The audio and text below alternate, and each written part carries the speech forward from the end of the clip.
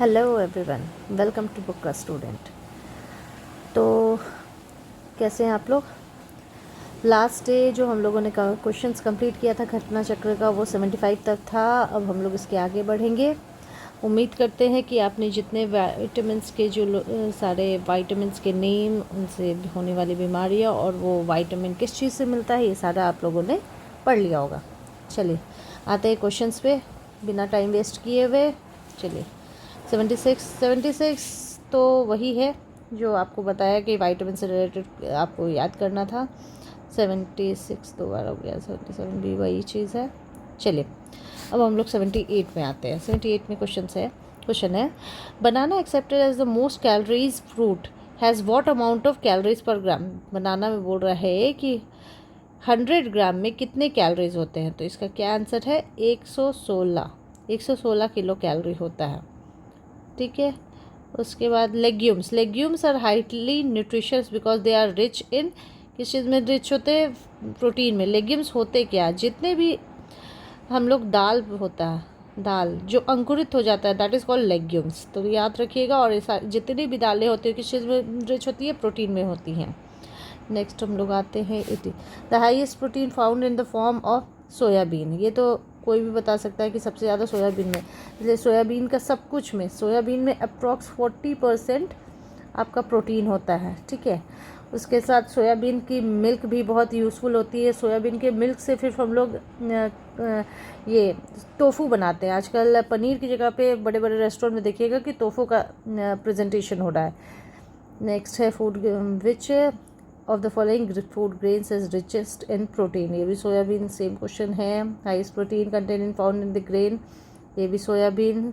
जो following richest source of protein, ये हाँ सबसे रिच, इन सारे में सबसे रिचेस्ट सोर्स ऑफ प्रोटीन क्या है? तो ग्राउंडनट। ग्राउंडनट क्या होता है? बादाम।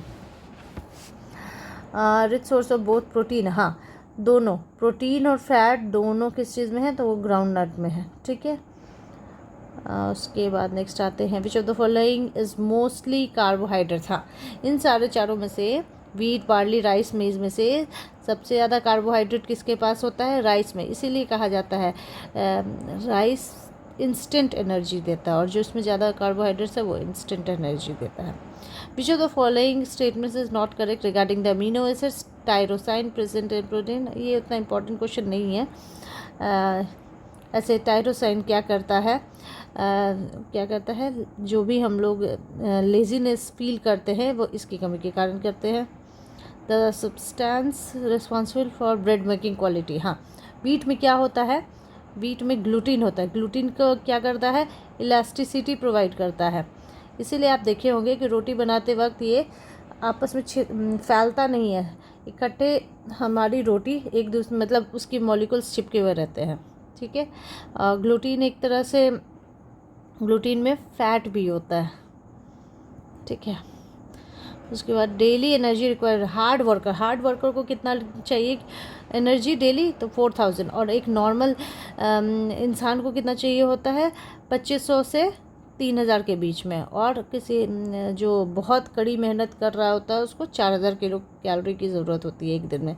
How many calories are gain by drinking glass है? इसमें तो ज़ीरो होगा, इसमें तो कोई पूछने वाली, क्योंकि वाटर में कोई कैलोरी नहीं होता है।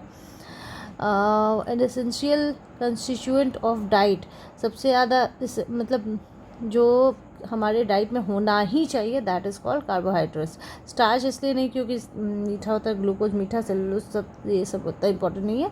The major food fuel during exercise for long duration. कहा जाता है ना कि एक्सरसाइज जब भी हम लोग जिम वगैरह में करेंगे तो जिम ट्रेनर आपको यही बोलेगा, अगर मॉर्निंग में जाते हैं तो कुछ एक एप्पल या फिर एक बनाना खा कर आइए। तो ये इसका आंसर कार्बोहाइड्रेट। और आपको तो पता ही दिया कि बनाना में सबसे ज़्यादा क्या होता है? कार्बोहाइड्रेट होता है। नेक्स्ट है nitrogen is not essential constituent of, किस चीज़ का नहीं है? तो कार्बोहाइड्रेट। सब में नाइट्रोजन होता है, क्लोरोफिल हो, RNA हो, DNA हो, सब में उसके कंस्टिट्यूएंट में नाइट्रोजन होता है, बस कार्बोहाइड्रेट में नहीं होता है। ठीक है। The element that maintains balance between acidity and alkalinity in our body, that is phosphorus. Acidity तो समझ में आ गया होगा, एसिड प्रोडक्शन, और अल्कलिनिटी हमारा बेसिक प्रोडक्शन, बेसिस पढ़े होंगे आपने केमिस्ट्री में, तो that is called alkalinity. Which of the following components stored in human body, हमारे ह्यूमन बॉडी में क्या नहीं स्टोर हो सकता है? ग्लाइकोजन होता है, फैट होता है, टोकोफेरॉल होता है। तो अमीनो एसिड हमारे बॉडी में स्टोर होकर नहीं रहता, वो डेली हम लोग को अमीनो एसिड का इनटेक करना पड़ता है, इनटेक डेली। ठीक है। Among the following which fruits is rich source of iron, इन सब में आयरन सबसे रिच क्या होता है? सब में होता है, लेकिन सबसे ज़्यादा क्या होता है? करौंदा। करौंदा इज कॉल्ड कलौंदा, हम लोग कलौंदा बोलते हैं, कलौंदा। जो कलौंदा का अचार लगता है, कलौंदा छोटा छोटा होता है, कलौंदा जो उजला और गुलाबी कलर का मिक्स होता है, अचार लगता है, गुरम्मा बनता है, आप लोग जानते होंगे। Consider the following minerals, calcium, iron, sodium, which of the required by human body contraction. हाँ, कॉन्ट्रैक्शन ऑफ मसल के लिए क्या रिक्वायर्ड है? तीनों की ज़रूरत होती है, that is means 1 2 3। Okay. Spinach leaves contain highest amount of क्या होता है? आयरन होता है, बट ऑब्वियस है। ठीक है। और क्या होगा आगे? Spinach as a highest nutrition, ये तो हो गया ना। चलिए, जो तो following is rich source of iron, iron तो हमने आपको बता ही दिया, स्पिनिच है, आयरन कंटेन ग्रीन वेजिटेबल में होता है, ये तो इजी है बहुत। ग्रेन्स ऑफ बासमती, हाँ, बासमती राइस जो लंबे दाने होते हैं वो किसकी वजह से होता है? तो वो अमाइलोज की वजह होता है। Amylose is a type of enzyme जो डाला जाता है और चावल के दानों को लंबा किया जाता है जिसकी मदद से। Among the following presence of which bring sweetness, हाँ, लैक्टोज की जो होता है इसके कारण मिल्क स्वीट होता है। ठीक है। और मिल्क का कलर येलो किसके कारण होता है? कैरोटीन के कारण। और मिल्क का कलर वाइट किसके कारण होता है? वो होता है कैसीन के कारण। ठीक है, ये ध्यान रखिएगा। The saccharide present in milk, जो सेकेराइड प्रेजेंट इन मिल्क होता है वो लैक्टोज होता है। ठीक है, देखिए। Which bacteria cross milk to swell, वही लैक्टोबैसिलस। मिल्क में तो हमारा क्या प्रेजेंट होता है? लैक्टोबैसिलस प्रोड्यूस होता है, जिसके कारण वो उसमें दही भी बनता है और दूध को ख़राब होता है, तो वो लैक्टोबैसिलस बैक्टीरिया के कारण ही होता है। जो तो फॉलोइंग कन्वर्ट्स मिल्क इनटू क्या कंटेंट करता है? तो बैक्टीरिया करता है। अभी आपको बताया cow's milk is slightly yellow in colour, ये अभी हमने बताया कि काउ का मिल्क येलो कलर में क्यों होता है? तो कैरोटीन की वजह से। काउज मिल्क देखिए yellowish, cow milk is yellowish white in colour due to, अब आपको बताया कि वाइट और येलो दोनों कलर है, येलोइश वाइट क्यों है? तो कैरोटीन और कैसीन दोनों अभी हमने पढ़ा। What is average fat content of buffalo milk, buffalo milk में कितना होता है? 7.2 होता है एवरेज। और काउ मिल्क में कितना होता है? ये होता है 3.5 to 4%। सोचिए कितना, जो लोग भैंस का दूध पीते हैं वो लोग कितना फैट गेन कर रहे होते हैं। Rennin and lactase the enzyme required to digest milk disappear in human body by the age of, ये कह रहा है कि हमारे बॉडी के द्वारा जो मिल्क में रेनिन और लैक्टेज होता है वो कब तक की उम्र तक डाइजेस्ट होता है? That is the age of 6। ठीक है, इसमें तो कोई ऑप्शन नहीं है, तो इसलिए स्टार मार्क किया हुआ है। 6 साल के बाद हम लोग कुछ भी दूध पीते हैं वो हमारा बॉडी पचाता नहीं है, बस वेस्टेज ऑफ मिल्क है मिल्क। लेकिन हमारा क्या है? हमारा तो दिल है कि मानता नहीं वाले हिसाब किताब है। कोई भी बिना दूध पिए दूध नहीं पिएंगे, हड्डी कैसे मजबूत होगी? ये सब हमारे बचपन से सुनते आ रहे हैं, इसलिए हम लोग दूध पी ही लेते हैं। Milk protein is digested by which of the following enzyme, इसके द्वारा, तो मिल्क प्रोटीन किसके द्वारा डाइजेस्ट किया जाता है? तो रेनिन के कारण। ठीक है। और ये कहाँ होता है? रेनिन कहाँ पाया जाता है? स्टोमक के सेल में, स्टोमक के सेल में। हमारे स्टोमक में जो सेल मतलब पेट के जो अंदरूनी भाग है वहाँ जो सेल होता है वहीं से सिक्रेट होता है हमारा rennin. Casein, casein is milk क्या है? प्रोटीन है, ऑब्वियस सी बात है, क्योंकि दूध में प्रोटीन ही मिलता है। प्रेजेंस ऑफ वाइट कलर तो हमने बता ही दिया, कैसीन की वजह से क्या फॉलोइंग प्रोटीन, तो कैसीन पाया जाता है, ये तो अभी बात हुई कि the tissues formed in body by, tissues जो हमारा फॉर्म्ड होता है वो प्रोटीन के कारण होता है। The slow growth of human body कौन से, ये किस लिए होता है, प्रोटीन। ठीक है, यहाँ पे अभी बोल रहे हैं कि टिश्यूज़ भी हम लोग का ग्रोथ किससे होता है, प्रोटीन। और तो हमारा बॉडी कम नहीं बढ़ेगा तो लैक ऑफ प्रोटीन ही होगा, प्रोटीन नहीं रहेगा हमारी बॉडी में तो हमारी बॉडी अच्छे से डेवलप नहीं कर पाएगा। Which of the following elements are present in protein, क्या क्या प्रेजेंट होता है प्रोटीन में, तो इसमें कार्बन होता है, हाइड्रोजन होता है, ऑक्सीजन और नाइट्रोजन, सारे चीज़ होते हैं। Match the list. चलिए, विटामिन B12, विटामिन B12,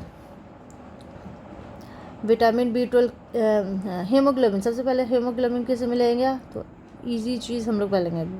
ठीक है, ये हो गया। और B12 किससे हो जाएगा, बी का आपका हो गया 4, बी का 4 किसमें किसमें, इसमें है और इसमें है। ठीक है, अब हम लोग ए देखते हैं, B12 किस में होता है, तो ये कोबाल्ट में होता है। ठीक है, हेमोग्लोबिन हो गया, क्लोरोफिल मैग्नीशियम में होता है, और ब्रास ये हो गया। तो हमारा आंसर क्या हो गया, ए हो गया। ठीक है, चलिए यहाँ पे मिलाते हैं। विटामिन बी, अभी हम लोगों ने ये भी बात की, हीमोग्लोबिन 4 हो गया, विटामिन B12 ये हो गया, क्लोरोफिल वही सेम लगता है, सेम क्वेश्चन है, बस कैल्सीफेरेट चेंज हो गया। ठीक है, आंसर ये हो जाएगा। मैं तो बोलेंगे अभी हमने बताया था कि आप लोग इसका नाम याद कर लीजिए, नाम याद करने के लिए बताया था ना, तो ये B1 क्या है, थाइमीन है। ठीक है, B2 क्या है, B2 राइबोफ्लेविन का है, B2 राइबोफ्लेविन हो गया। B6 क्या है, B6 पायरोडॉक्सिन हो गया। ठीक है, और B12 क्या है, B12 हो गया कोबालामाइन। ठीक है, और कैल्सीफेरॉल क्या था, कैल्सीफेरॉल ये विटामिन D था।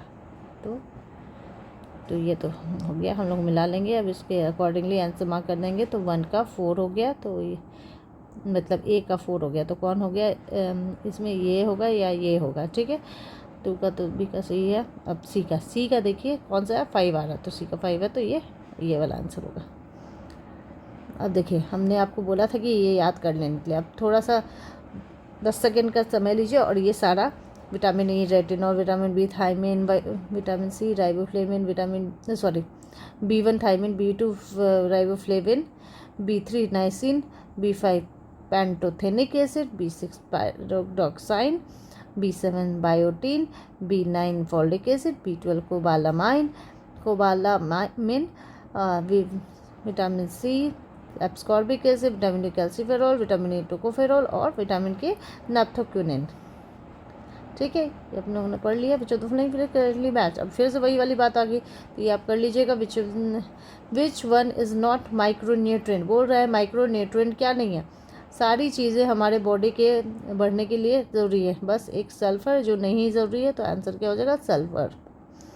वाइटामिन फाउंड इन, देखिए हमने आपको बताया था विटामिन C का मतलब खट्टा, लेकिन खट्टा पपाया खट्टा होता है क्या, होता नहीं होता, लेकिन सबसे ज़्यादा इन चारों में से क्या पाया जाता है पपाया में, विटामिन C। ऐसे मोस्ट फ्रूट्स में विटामिन C ही पाया जाता है। ठीक है, which of the following is not natural source of vitamin A, कौन सा नेचुरल सोर्स नहीं है, देखिए विटामिन A मिल्क में क्या होता है, प्रोटीन। ठीक है, और विच of the following does not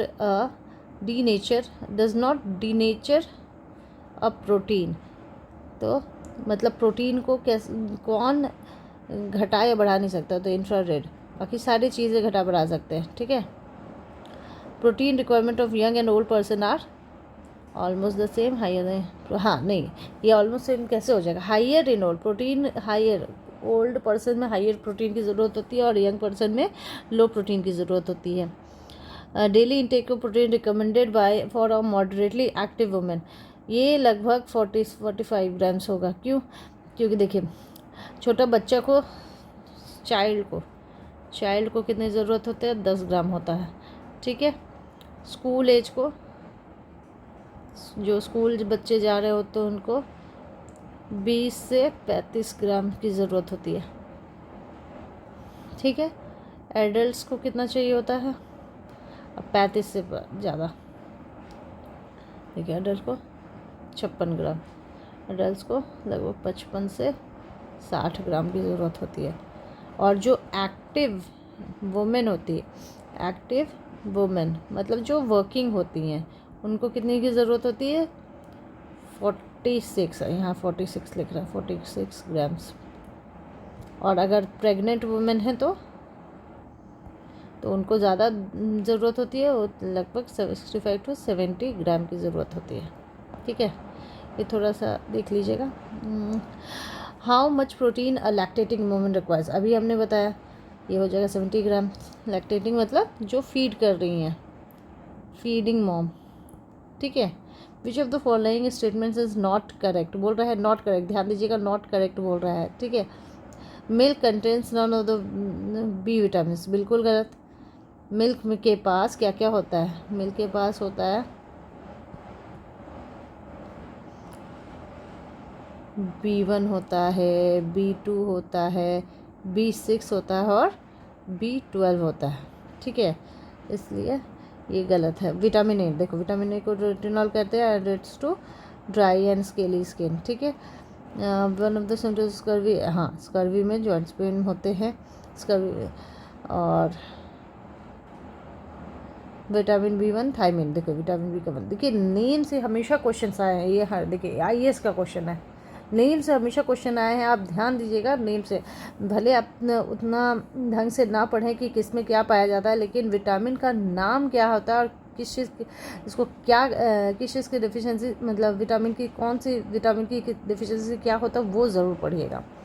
mother's milk provide almost complete diet to new born but it lacks the following, क्या नहीं होगा मदर की डाइट में? आयरन, सब चीज़ रहता है, मैग्नीशियम, और इसी कारण से बच्चे बीमार कम पड़ते हैं और बच्चों स्ट्रॉन्ग होते हैं। बच्चों का ये मदर मिल्क इतना अच्छा चीज़ होता है कि बच्चों को अलग से किसी भी तरीके का न्यूट्रिएंट लेने की ज़रूरत नहीं होती है, और बच्चों में अब आयरन की रिक्वायरमेंट बहुत कम होती है।